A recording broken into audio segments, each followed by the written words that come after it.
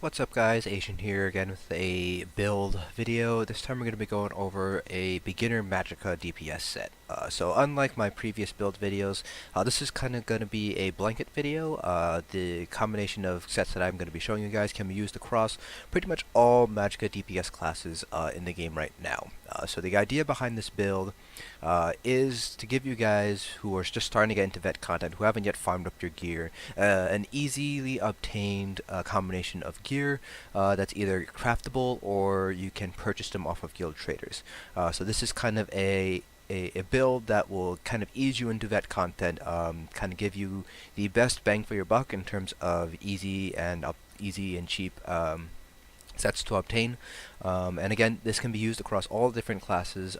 Your rotation and your skills are going to remain constant across all the classes. So in the description below, I will link each of the class build videos that I have, and you guys can just go to the skill section and the rotation sections and see those for your specific class.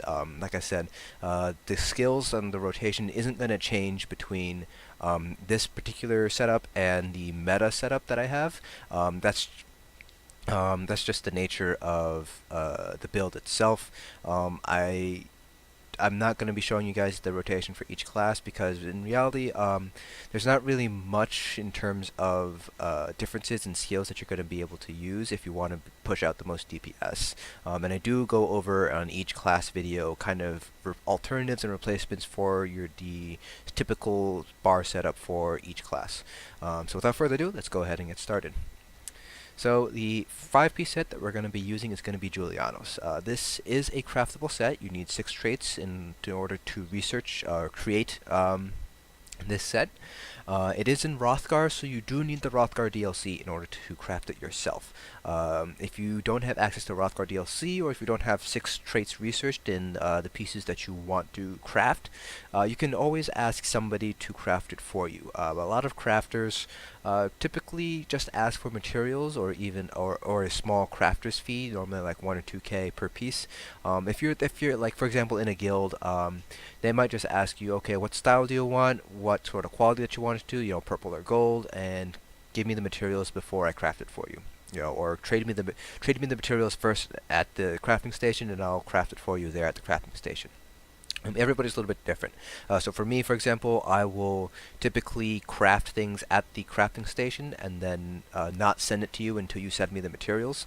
That's just kind of the way I do it. If you're in my guilds, I don't ask for any money or anything like that. I typically just ask for materials. So a lot of people tend to ask just for materials. So do keep in mind that CP160 gear does take 10 times as much material as CP150 gear, so it is going to be a lot of Ancestor Silk. So just bear that in mind if you aren't able to craft it yourself. It does take a lot of material, so do have those material on hand when you are asking someone to craft it for you. Julianos is here just because it has a very powerful 5-piece effect. It adds 299 spell damage, which affects every single ability that you do, except for pets. Pet damage doesn't affect it that much by spell damage, so you probably won't see an increase in spell damage if you're using Julianos. But all other classes can make very good use of Julianos, so this is why we have our 5-piece set as Julianos. For our second set, we're going to go with Torug's Pact. Now, Magicka DPS, you only have access to 11 armor slots, so if we fill up 5 of them with Julianos, and we have 3 for jewelry sets, then we only have 3 slots left. So Torug's Pact is going to be the best crafted set in order to use here. It is a base game set. It requires 3 traits to create, so it's in the second zone for each of your alliances. So that's Deshawn for Ebonheart Pact, Grotwood for Ultimary Dominion, and Stormhaven for Daggerfall Covenant. So you can see here the 2 and 3-piece effect is spell damage and max health.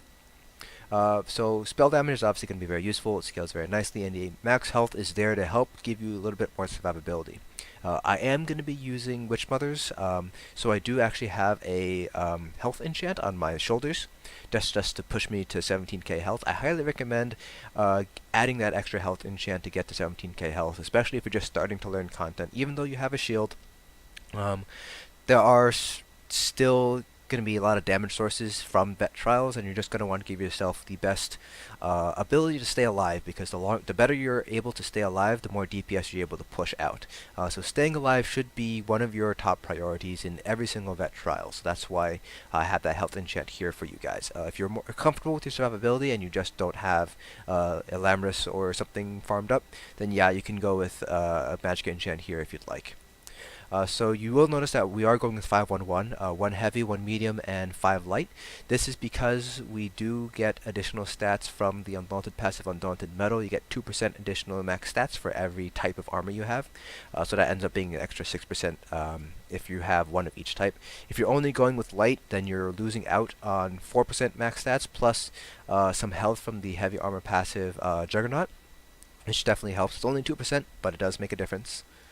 So that's where we're going with 5-1-1 setup. You can replace this medium piece with a light piece because the medium armor passives don't really help you out that much, but you will lose 2% max stats, so it's kind of up to you how you want to deal with that. You either can lose the 2% additional max stats but gain some additional Magicka regen, Magicka cost reduction, and spell resistance.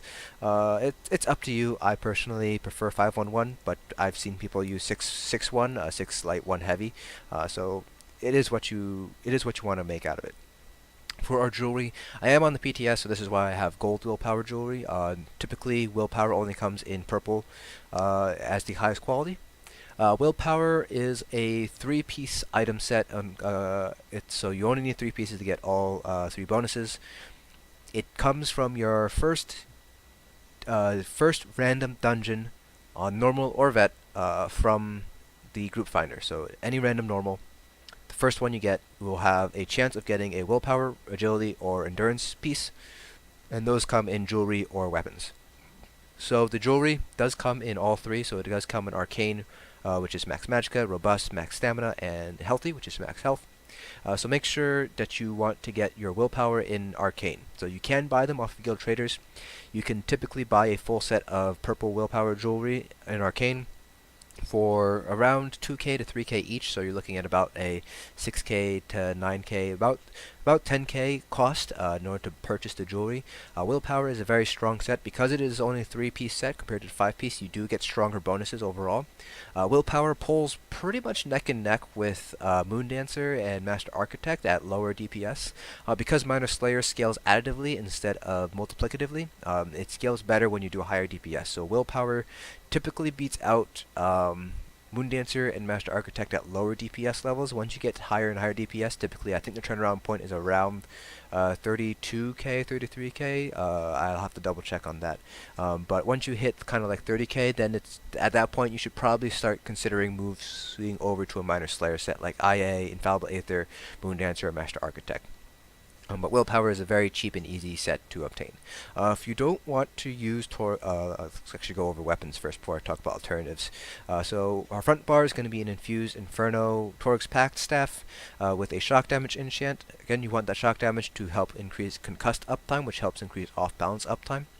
We're going with infused to get the most out of our damage enchants there, but you can go with something like sharpened if you don't want to run the lever or put points into spell erosion. And for our back bar, we're going with an Infused Lightning Torug's Pact Staff with a weapon damage enchant. I'm using Infused instead of Nirn like I typically recommend, just because Nirn is expensive to get. It is about 11k to 12k on PC NA right now. So if you don't have the money to purchase the Potent Nirn Crux to pay your crafter, or you don't know the Nirn trait in order to craft this staff, then you can go with Infused instead. Infused actually will pull out slightly ahead of Nirn in terms of single target damage, so that's definitely a very good alternative instead of Nirn instead. So for the front bar staff, I am using an Inferno staff, but you can go with the Lightning staff if you are a Sorc. But Inferno is still a good choice on a Sorc nonetheless. So typically it's going to be Inferno front, Lightning back, except for Sorcs where you're going to go with double Lightning. Now, instead of using Willpower, if you don't have the money to buy Willpower, you can typically purchase a relatively cheap any Magicka set. So for example, Healer's Habit, you can typically purchase all the jewelry there for fairly cheap, usually less than 2k for all 3 pieces. Mad Tinkerer from, I think it is from Clockwork City as another potential set to use. I think it is a overland set. Let me see. Let's take a look here. Yeah, Mad Tinker here. So it does spell crit, so that's another potential option here. Really, anything that gives you spell damage and or spell crit is a good set to use. You can go with something with Magicka Regen, like Surbane's Grip here. We have this Magicka Regen spell damage as a 2 and 3 piece. It's kind of up to you how you feel about your sustain. If you want a little bit more sustain, then you can go with the piece with Magicka Regen. But if you want to push out more damage, then you are going to want to do something like spell damage and spell crit, or spell damage and max Magicka. So something like Bloodthorn's Touch, for instance, has spell damage and max Magicka. So that's something that you can use instead. Now, in terms of alternatives for your 5-piece set, so there aren't really that many good purchasable or other craftable sets that you can use to replace Julianos.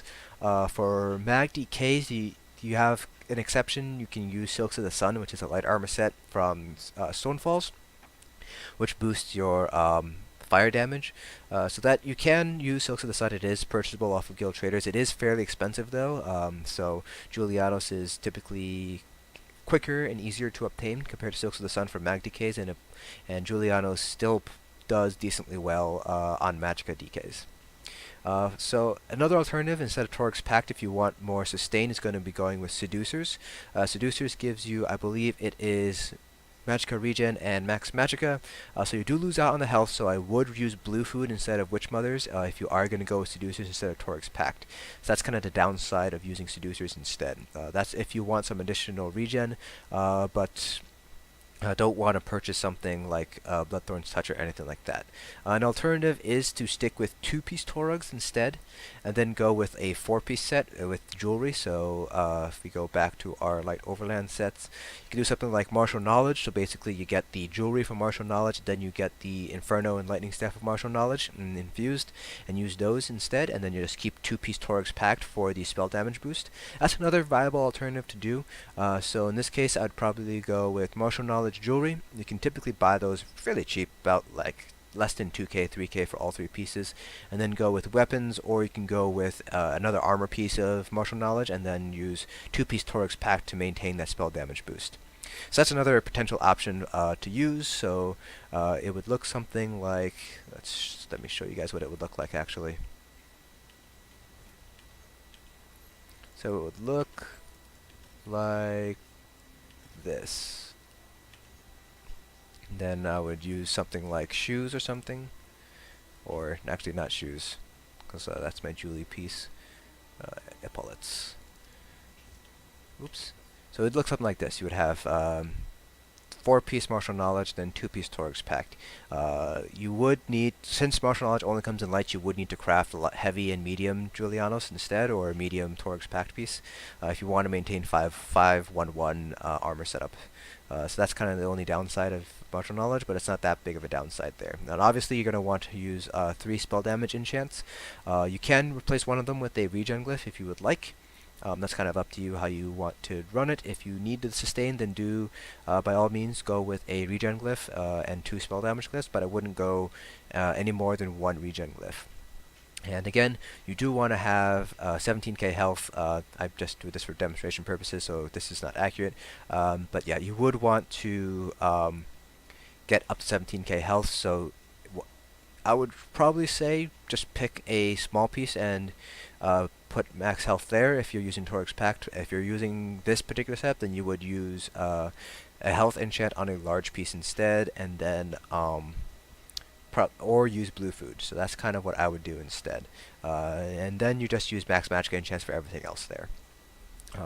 So again, this particular setup will work for all DPS classes. So don't feel like you need to change anything too much with each class. Skills and rotations are going to remain exactly the same for each class. Again, I will link the videos down in the description below for our class, so you can just go there, look at the skills and rotation, and then just practice that. There's not going to be any changes there, and I do talk about alternatives in those videos specific for each class themselves. So that's it for this video. Hope you guys found it informative, and I will see you guys in the next dungeon.